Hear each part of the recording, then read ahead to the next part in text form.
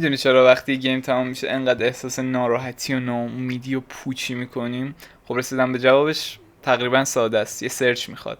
یه دلیل روانشناسی داره، یه دلیل احساسی داره. خب حالا ببینیم که اصلا دلیل روانشناسی و احساسی چی هستن.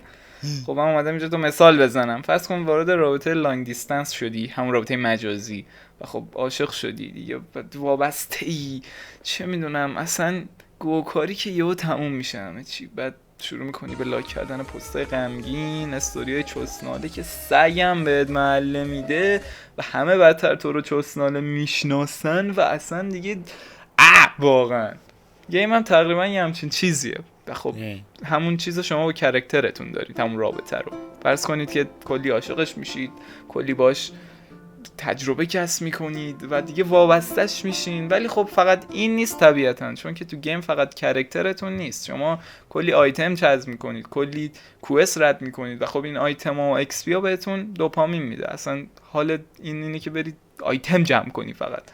و خب وقتی آیتمی نباشه دوپامینی هم نیست، و وقتی دوپامینی نباشه لذتی هم نیست، و وقتی گیم تمام شه افسردگی کوتاه مدته که سراغتون میاد.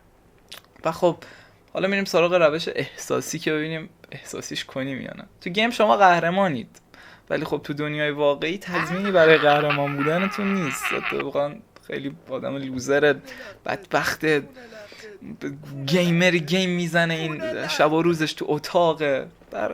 در کل گیم مسافرته و خب سعی کنید از جاده لذت ببرید، از مسیر، چون بعدش ممکنه برگردید به زندگی عادی و دوباره افسردگی کوتاه مدت بیاد سراغتون. کلی گیم هستن که این حسا رو میتونن بهتون بدن، همه گیم ها اکثرا، ولی خب چند تا از اونایی که میتونن این حسا رو خیلی عمیق‌تر بهتون منتقل بکنن و این بالا براتون گذاشتم.